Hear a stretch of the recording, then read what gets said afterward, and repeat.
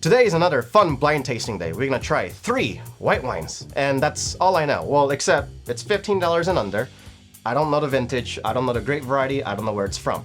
So those 3 things gonna be the ones that I'm gonna try to look for and find what it is, and of course, the quality assessment if they're worthwhile paying $15, $10, or $5, whatever the wine was. And then let's see if there are any good wines, shall we?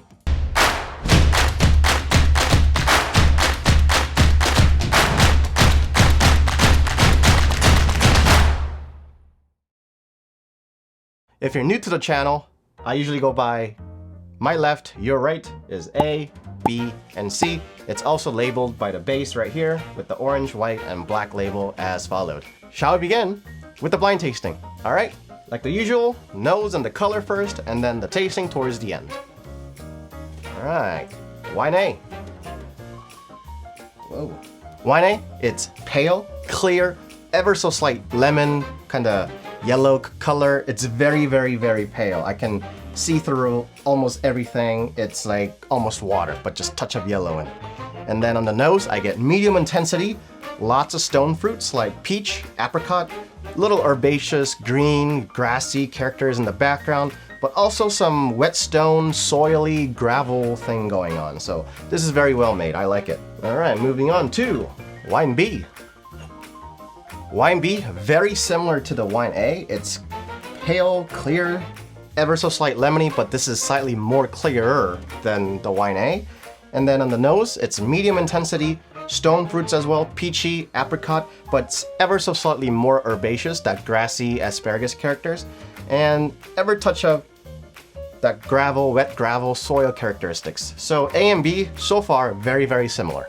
Moving on to wine C. Wine C is also pale, clear, slight lemon characteristics, very similar color to wine A. And on the nose, medium intensity, stone fruits like peachy and apricot, and there's just touch of citrus characters like lemon zest, similar herbaceous, grassy asparagus notes. So they're all very much like in the same vicinity in terms of nose and the color. There's not a single one here that really sticks out in terms of which one is in terms of better in quality. So they're all about the same initially. Let's taste them and see if it's any different, shall we? All right, going back to wine A. Wine A, very nice wine. High in acidity, medium plus in intensity, medium plus in finish. It's apricot, peachy, touch of lemon in the background, herbaceous, some floral characteristics going on like, I'll say more like blossom and violet, and just touch of gravelly, earthy characters in the background like a soil. So this is really well made. I like it a lot. All right, moving on to wine B. Wine B, it's medium plus in acidity, medium intensity, and medium finish. Similar to the last one, apricot, lemon, herbaceous. It's cleaner, but it's also simpler and not as complex as the wine A. I felt like the finish and intensity is not as much as the wine A. So wine B is a good wine, but wine A so far, better than wine B for sure. Moving on to wine C.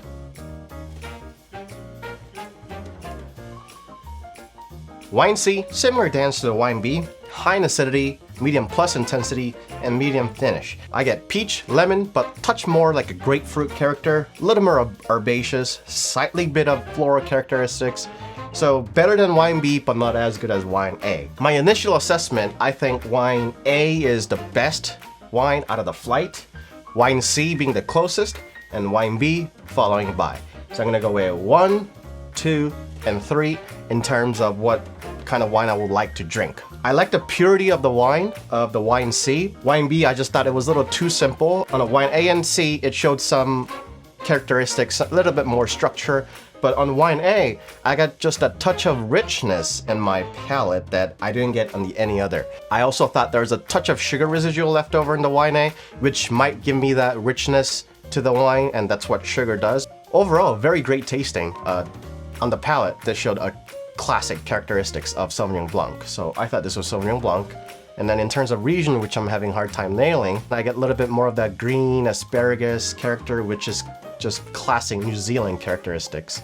So I'm gonna go with New Zealand Sauvignon Blanc, newer vintages like 2020 or even 21. So I'm excited to see what the results are. Let's see what the wines are, shall we? White. You sure? Yep.